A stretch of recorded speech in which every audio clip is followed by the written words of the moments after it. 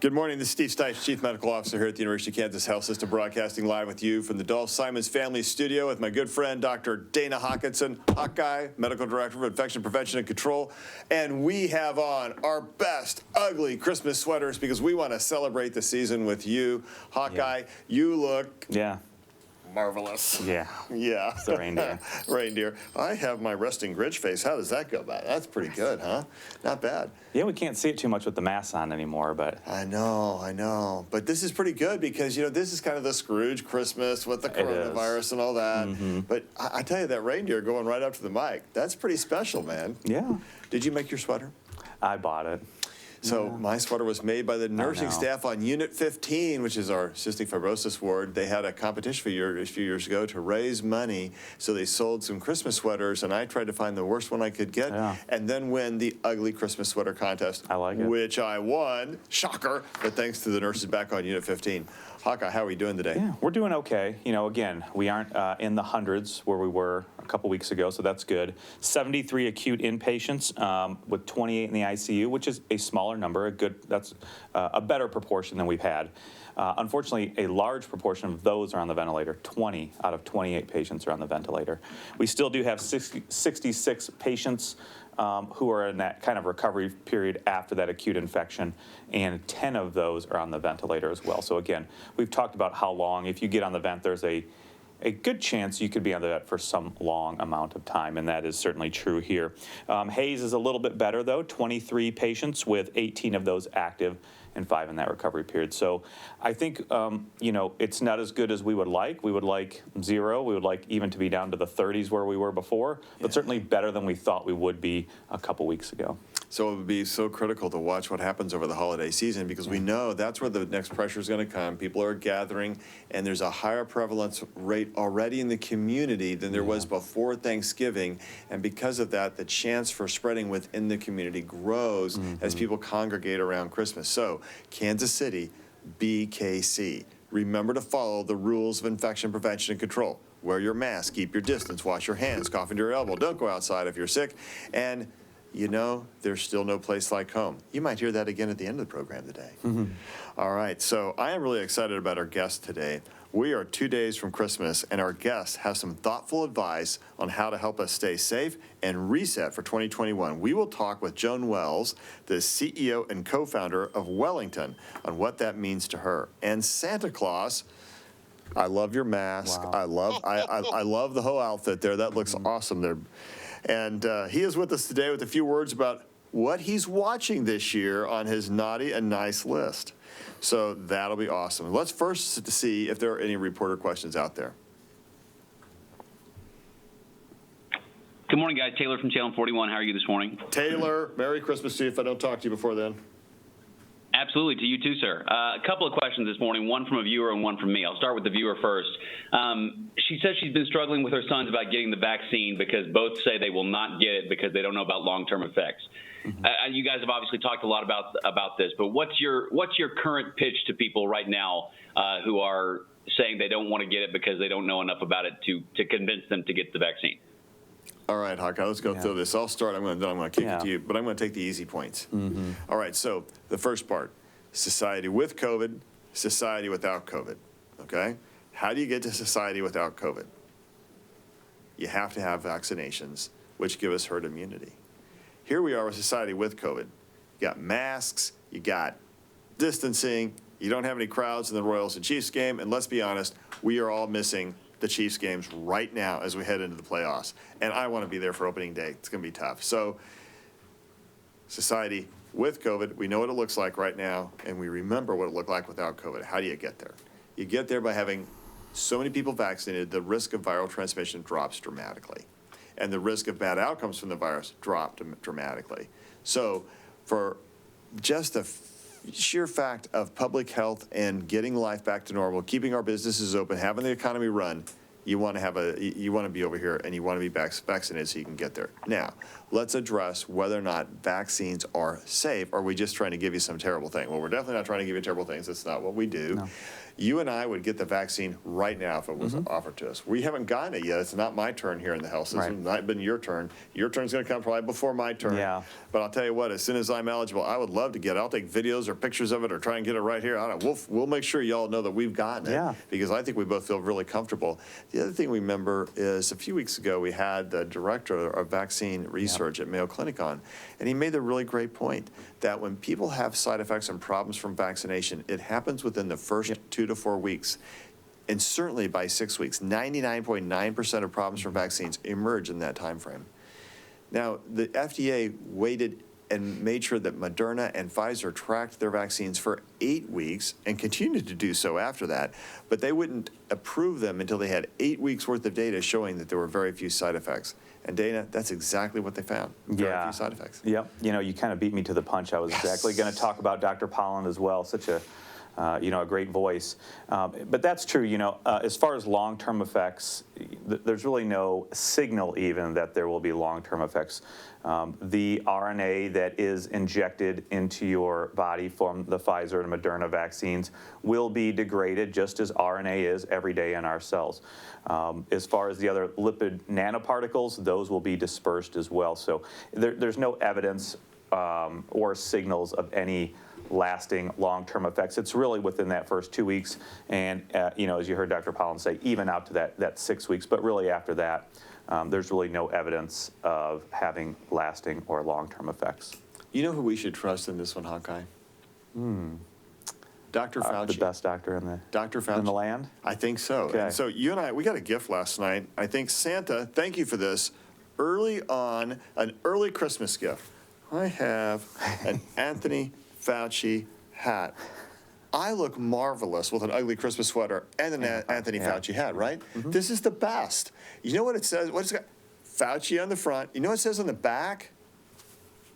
Wash your hands. So can you think of a better gift than an Anthony Fauci hat? And he put a little note in it when he sent it. He said, I want to thank you and Hawk for doing all this great work here in the Midwest where the virus has been a little rampant at times. Yeah. Keep up the good work. Let's keep everybody safe. I mean, what a... It definitely classes up the show. I think it really does. I think it classes up the sweater, but that may be setting a low bar. Right. So I just want to say thank you, Santa, and thanks for my Fauci hat. I will wear it in good health, keeping socially distanced, wearing my mask, and doing all the things I'm supposed to do, including washing my hands. Remember, folks out there, Fauci is the man. Listen to the man. Absolutely. All right, other questions? Taylor, you had a follow-up. I had a second viewer question. Yes, sir. Yeah, well, I just got a second viewer question, too, that I want to ask that's a little bit more complicated. I'm just going to read it to you directly. I have a memory care family member that has tested positive for COVID last Tuesday while in rehab. The only symptom was body aches and slow cognition.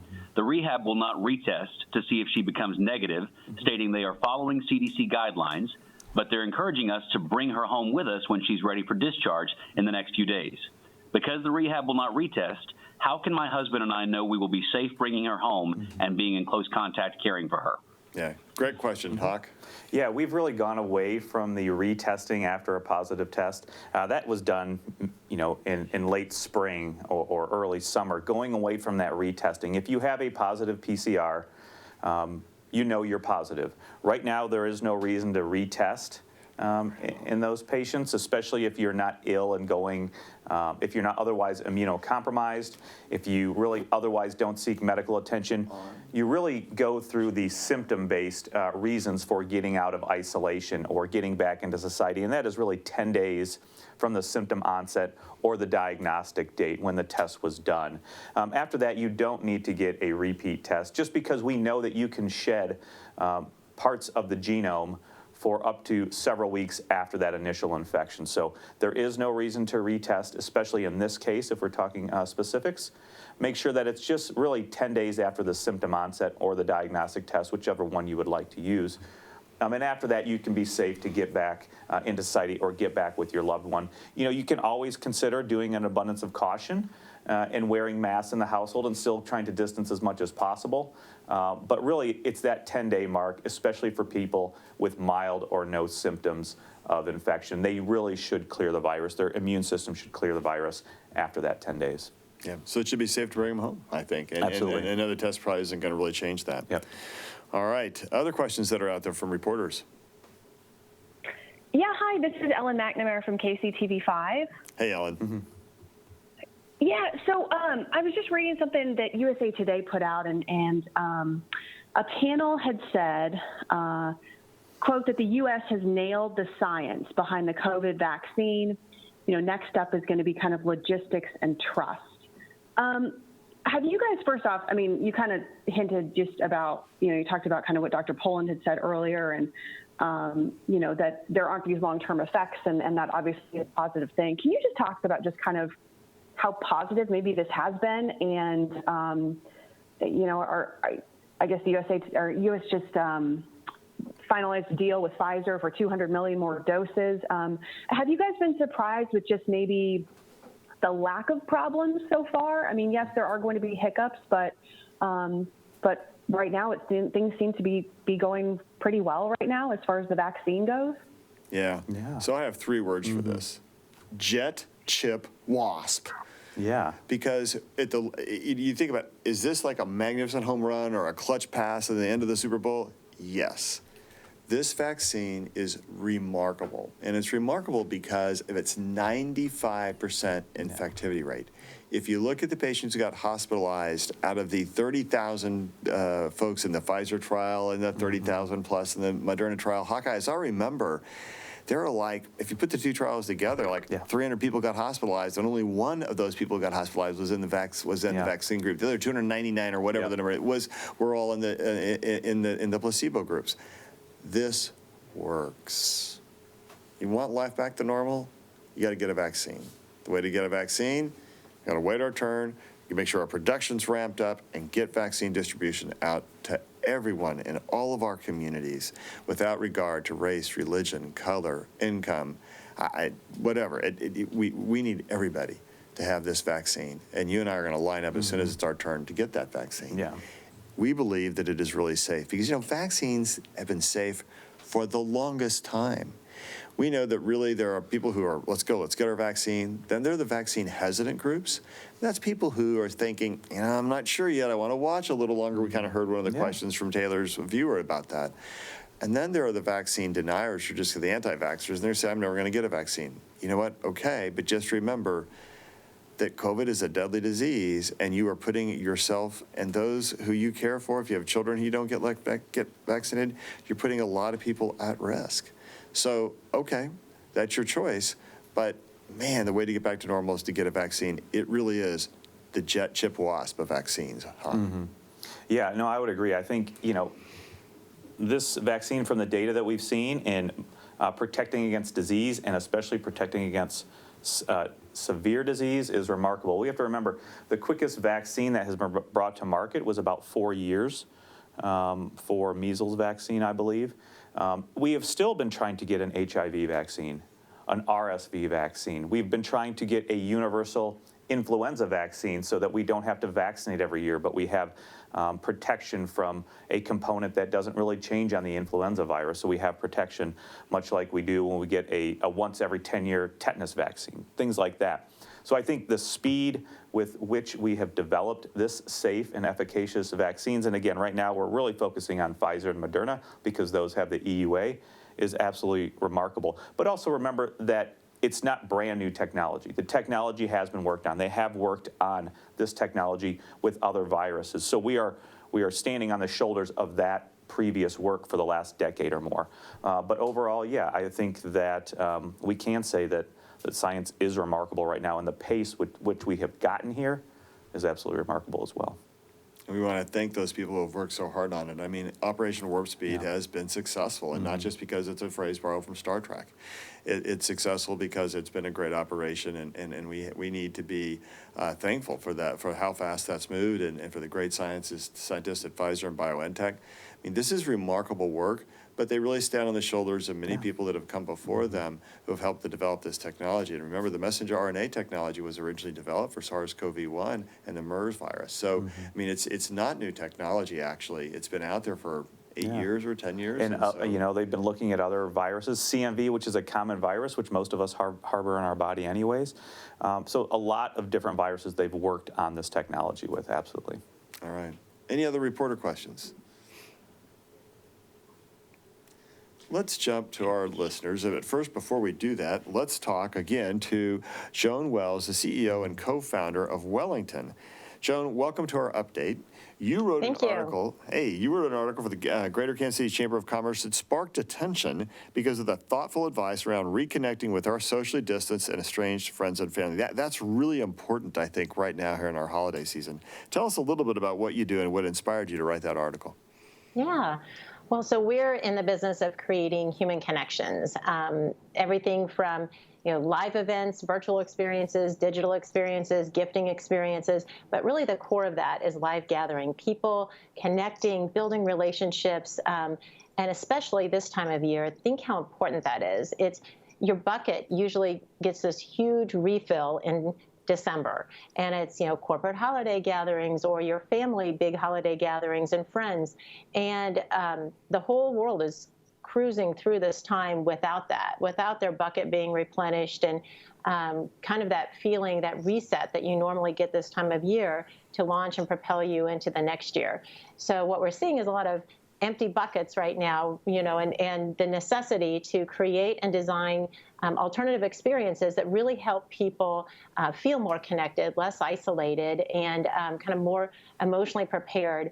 Now we're sort of, now the vaccine's here and we see hope on the horizon. Yeah, that hope is a powerful thing. Sometimes it's the only thing. What is the impact of not being able to gather as we traditionally have, do you think, or over the holidays? Yeah, I think it's really a need for people to take some time to not just think, oh, I hopped on a Zoom call with my family, or we had we're going to do a big corporate virtual meeting launch in January, and that'll be good, that'll fill the bucket. Really, it's taking some time to thoughtfully design those experiences. When you think about it, we've all participated in terribly awkward, brutal Zoom calls where you are, no one knows what to say, and it feels very stilted. And it's really difficult to start and build relationships in that environment. So it's really taking the time to create unique and fun experiences, giving everybody a role as part of a virtual experience, taking time to initiate deep and meaningful conversations. So whether you're on a Zoom call with your family or you are on a corporate meeting, have little digital conversation cards, deep and meaningful questions that you're asking each other. Break off into smaller groups so you can have more intimate conversation and relationship building, so that these alternative experiences that people are having right now don't enhance your isolation, but really bring you closer together. Indeed. And those how do we take what is special about our holidays and our traditions and things like that, translating them into this new COVID world? Yeah. What's interesting, it's like you start with really analyzing what is special about this live experience normally. Is it that I'm going to encounter and meet new people? Is it that I'm going to be able to witness and experience amazing entertainment? Is there a group competition aspect of it? Whatever it is, you need to translate that in a different way, in a virtual way, for example. It's even possible virtually to do networking, like you're at a cocktail reception. You send people, cocktail kits in advance. There's virtual experiences where you are popping into networking chat rooms and having conversations with people and popping out into others. And so that was something similar we did for the Kansas City Chamber of Commerce this year, because that's what's really important to them, is ensuring that their guests which are really people who are super involved in Kansas City, are connected to one another. And so there's a lot of that where you can take what's special about the live experience and ensure that you are achieving that in a different way. Or, for example, we took a Fortune 500 company, 80,000 employees, and typically, they would have live experiences this time of year. The CEO would feel, an executive team would feel like everyone was touched in some way at these live gatherings. And then this year, they instead gave people the power of choice. When you think about what a powerless year people have had, we created a website for them where they could select 51 gifts, the one that spoke to them the most. And all 80,000 people received a gift from the CEO, just kind of telling them how important they were to the company, that they're appreciated, they're seen, they're heard. And that's really vital at this time of year, to really think about what is it we're doing to refill people's buckets at this very important time. Yeah, those are great. So talk to us, where can people go to learn more about Wellington's ideas to reset in 2021? Yeah, would love everyone to visit wellingtonexperience.com. And it would be great we'd be happy to brainstorm with you. And we're super excited for 2021. This has been an amazing year. There's a lot of blessings from COVID. And one is companies have had, and people personally have had the ability to innovate and adapt and really dig deep and kind of form even deeper connections and bonds that will be lasting. Yeah, indeed, that's true. You know, one of the things, though, that is a lasting bond is my relationship with Santa Claus. Because since I was a young child, I have loved Christmas. It's been like my favorite holiday, and I love to give gifts and have fun and go out and feel like, you know, each of us could be Santa and spread a little joy in the world. Santa, how has COVID-19 changed your work and the work your elves do every year? It has changed us quite a bit. I mean, the appearances that Santa's been making, people have gotten creative, how to keep social distancing. And the elves, they're staying busy, you know, keeping their face mask on, hand sanitizers, and partitions between each elf workshop. So it has been challenging, but we've survived and making do. We're getting out and seeing all the good children and stuff still, and making appearances here and there. Outside, if it's going to be inside, everybody's got a face mask on. We're staying social distancing. That's a beautiful picture. We did one in Lee Summit. He's sitting back on the bench. The kid's standing about 6 feet in front of me. Here's another one down in South. The kids were behind trees, or they could stand about 6 feet in front of me sitting there. We got creative. And here's another picture of Santa on a porch down in Greenwood. We was handing out, or they was picking up gingerbread house kits. So, you know, they'd have their face mask on. Here's a picture of Sophie, who's got leukemia. And of course, Santa cannot even get close to her. And we had a great visit. Me and her sister and her, and being able to talk. And there should be one more picture. I don't know if it's there yet. Yeah, there it is. We had a tin can conversation. It was awesome. This little girl always went to Bass Pro Shop to see Santa, and she was disheartened this year that she couldn't go. And so we got to see her this year, and it made her night. So that's just some of the things we're doing. Yeah. That is great stuff, Santa. And by the way, you rocked those sunglasses. That was a good look for you. Thank you. That was awesome. And I'm glad you're working so hard to stay healthy, and you've done some great job about how you've been hearing Christmas wishes, and that special story you just shared, that's awesome. Now, you've been an avid mask wearer throughout this pandemic. Do you think that's been helpful in spreading the good message that Dr. Fauci would have us spread? Right there. Yes, I think very much. And the face mask I am wearing has been made by my elves, especially for me. It is a screen print of my face. And so a lot of times people say, well, you need to put your face mask on. Look at my lips. They're not moving. So that is perfect. I love that screen print. Where'd you get that mask? Because you said the elves make it. Are those available to anybody else? Because that's pretty cool. There is a website that does, they can take a picture and make a screen print of it. Yes. That's pretty cool. I'm sure they're working with your shop to make sure those get distributed. Oh, yes. Yeah, we hear that mask wearing help folks stay on the list of who's naughty and who's nice. How did you differentiate that? How'd you use that list this year? It's been tough. I have the elves sitting around on the shelf, keep an eye on the kids and washing their hands and make sure when they're going out, they're wearing their mask. And I just make sure, I don't tell them, get them on the naughty list for not doing it. I said, just be careful and make sure you do, and remember, try to do it. So. Yeah, that's a really important thing. Where did Hawkeye end up on the list? Is he naughty or nice this year? What do you think? I'll help you if you need any insight. I've been checking the naughty list, and unfortunately, Hawkeye, I can't find you on the naughty list. Oh, we've man, been you're in so lockdown. nice, Santa. We've been in lockdown. There's no way I could be.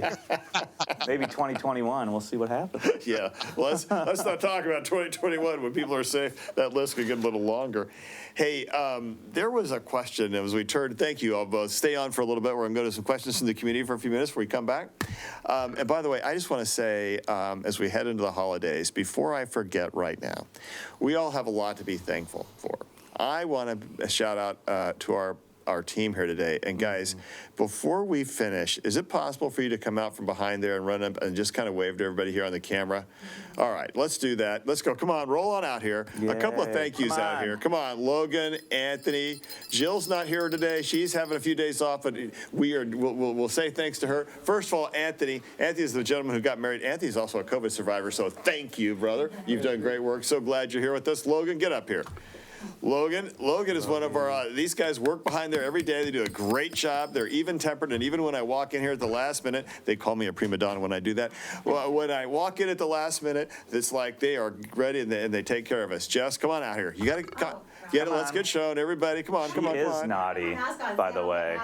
Yeah, there you go. Look at her great Christmas I know, vest. There you go. You look guys got me great. beat today. I don't know. That's pretty tough. All right, come on up here. You got it. Yeah. Good. Come on, come wave to everybody. Say hello. All right, there we go. We got everybody.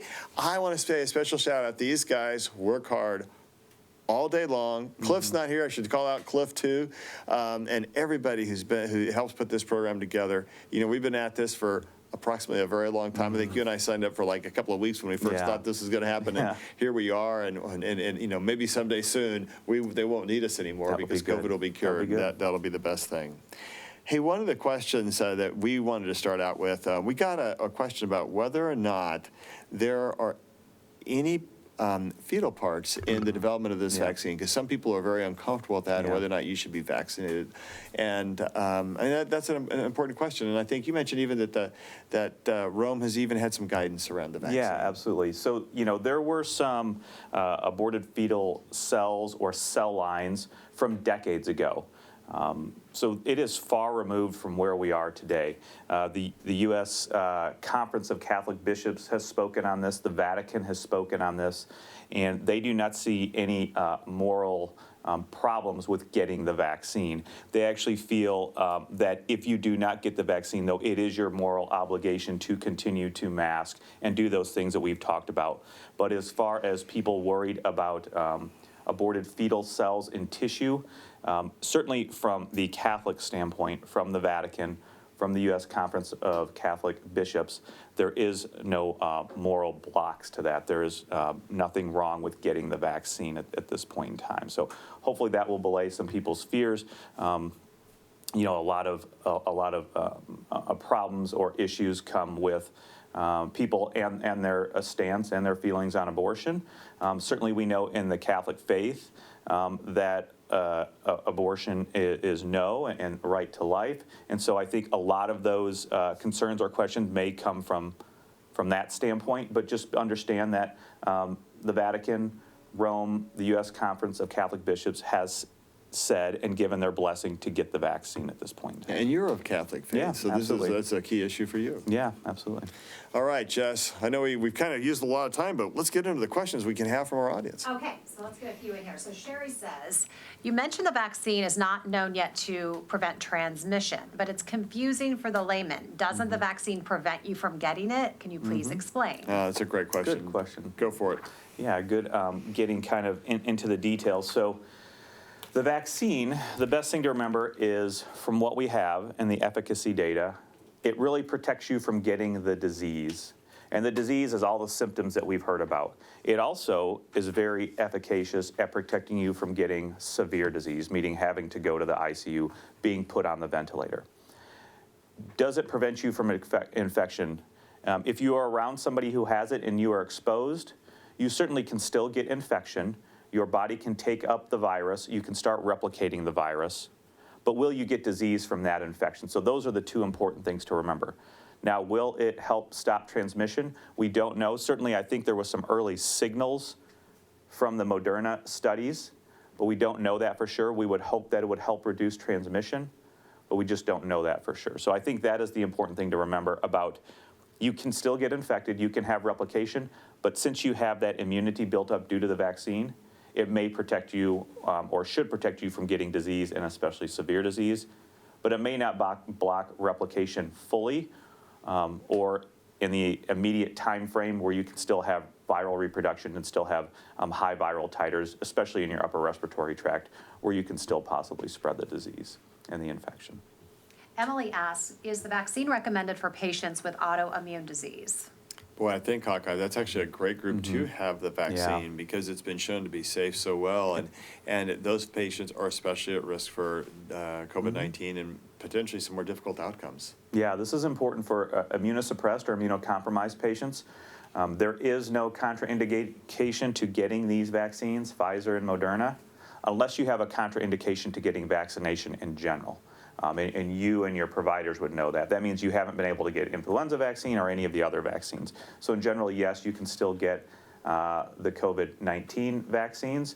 Just remember, if your immunosuppression is high enough or if it's great enough, you need to talk with your physician, because the question then would be, will the vaccine actually cause a protection? Will it give you immunity? And that's something that your provider would know based on what your immunosuppression is. So Deb wants to know, Dr. Hawkinson, when you say in recovery, what does that mean when you're talking about the numbers? In recovery basically means that if you've come to the hospital and you are within 10 days of your symptom onset or your diagnosis, you are still in that active phase of infection. If you are severely ill and go to the ICU, for instance, and get intubated, again, it's from when your symptoms started, or really in the hospital, what we're using is your test date, because it's an objective date that we can identify. And for severe illness, we say 20 days from your test date. And for just other mild to moderate illness, if you're on the floors, not in the ICU, we would say 10 days, the same as the direction and the guidance for getting out of isolation if you never had to go to the hospital after your diagnosis. So it's that 10 days for mild to moderate if you don't have to go to the ICU. If you have severe or critical illness and go to the ICU, then it's 20 days. And that is all consistent with the CDC guidance. And that is why we say that acute infection. So anybody with that acute infection have had the disease for 10 days or less, or if you go to the ICU, 20 days or less. But in that recovery, it's after those dates. I know we talk about this daily, but this has already come up 3 times today. What are your thoughts on people who are pregnant, early in their pregnancy, or going to become pregnant, getting the vaccine? So we've been able to converse with Dr. Alt, our our infectious OBGYN infectious disease physician who's on the advisory panel. And I know that he's made it very clear that you should go ahead and get the vaccine. Yeah, absolutely. So pregnant or lactating or breastfeeding women, if you are in those groups that are going to be offered, so if you are working in the ED, if you're working in the COVID unit, the ICU, anything that you're doing where you should be offered that vaccine right now in this first wave, then you should be offered that vaccine. And that is the stance of of ACIP, who makes those recommendations. So you should still be able to get it. You should be offered it and should get it. You know, if there's really other specific questions that you have about your own health and specifics we may not know, certainly talk to your OB-GYN, but I would suspect that most OBs are recommending that their patients do get it. Will this vaccine require 2 shots every year, or will it be a booster every year after? And if there is 2 shots, will you be concerned that people will not show up to get that second shot? Well, you know, that is a big deal. It's interesting. If you look at how we had a chief medical officer call yesterday, about 30% of people who've been offered the vaccine citywide, really, with healthcare workers, are turning it down. And that's just a rough statistic, folks. But the point is that they didn't turn it down. They're actually part of that vaccine hesitant group. And they wanted to wait and see how people do. One of the most important things for how we do and how much better we can be, though, is to make sure you get both shots, because you need the first dose, and then you need the booster dose. It appears that the first dose of Pfizer will give you 60 to 80% protection, but 60% isn't really where you want to be. That's kind of what influenza is like. 95% protection is what help us eradicate this virus. And the way to achieve that is to take that booster shot. So it's really critical you get both shots. I know some people want to wait and see how folks do with it. I'll just tell you, our experience so far has been outstanding. We've not had significant problems. We've given it to, I think, over 400 people now. Isn't that the number today, or 500? We've done a lot. Yeah, we've done a lot. And I think that what we're seeing is that people are tolerating the vaccine. The shot's going in well. The side effects haven't been severe. Side effects tend to be worse after the second shot that you get, but even so, it's no worse than having the influenza shot. So I really think it's safe. We really think it's a good thing to do. We need need to make sure people get both shots, though. Yeah, right now, certainly, we need to make sure you get that second dose. We do expect that you will need to get a booster in a year, kind of like influenza vaccine, but we don't know that for sure. We still need to do the studies, but again, the vaccines have just come out, so we don't have any data about the durability of those. Certainly, we would expect the durability of just one vaccine on that initial dose probably will have less durability, meaning it will last shorter or not as long as if you get those 2 doses. Right now, I think most experts are expecting to need to get booster dose, but once you do that, it's really unclear, will you need 1 or 2 like that first initial set as well? And we just don't have the data or the guidance right now, but I'm sure that will be coming out as we get further into this and more vaccines have been rolled out. So we have a couple more questions. Okay. Jenny asked, when should someone who has had COVID be vaccinated? We've been saying at least, you could probably wait 90 days Yeah. after the time you've had COVID, Yep. because we know that you have good antibodies for that time period. After that, think about getting it. Now, it's not really available much to the public, because it's going to commit to healthcare workers and frontline workers, essential personnel like firemen and police and first responders and essential workers into nursing homes. And then it'll be going out to the general public. And the guidance from the CDC is that those over 74 years old get the vaccines first and before you start going to the next level. So I think, hopefully sometime in the next month, we'll have enough vaccine, we can really get into that. I know some places, the Kansas City VA was thinking about trying to start introducing it to those who are over 74 very soon, maybe before they even finish doing some healthcare workers. And I think that that's a reasonable choice, because there are some people who have more exposure and some people don't. So I think all of that is a way of saying we are, remember what Jessica Calendar Rich used to say, we are building the airplane while we fly it, or in Santa's case,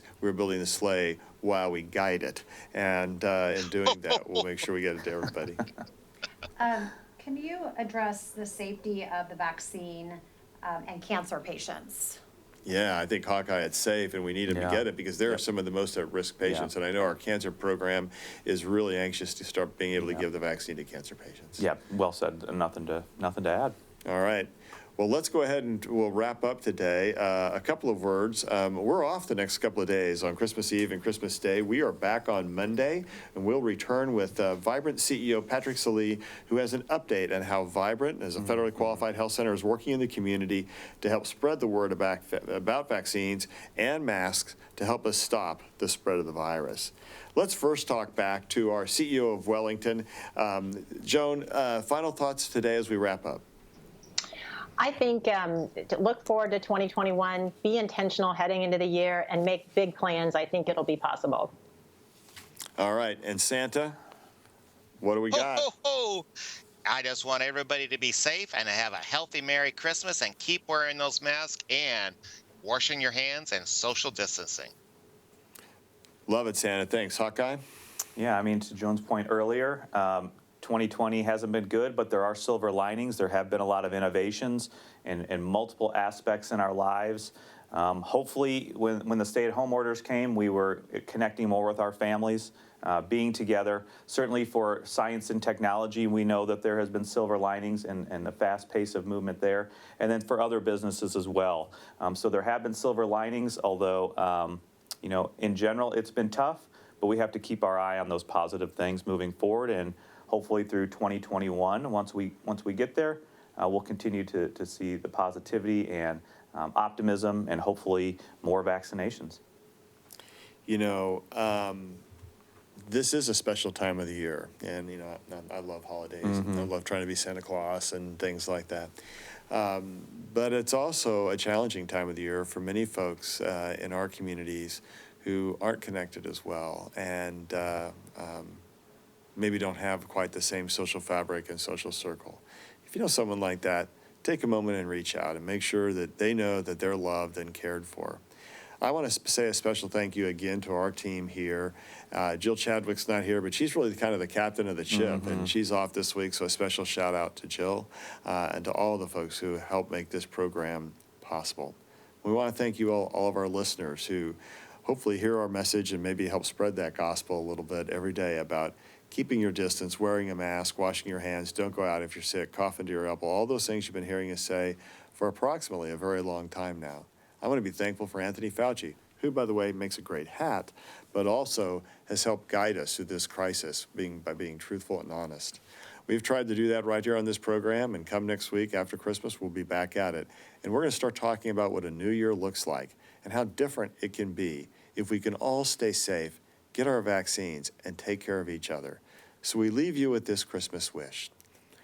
We hope that you experience the same love and affection through Christmas and feel that love and affection every day as we all do here from our patients, the team, and the great folks that we get to work with. Thank you for being a part of our program. Have a Merry Christmas, a Happy Holiday. We'll see you on Monday. And in the meantime, we have a special parting gift.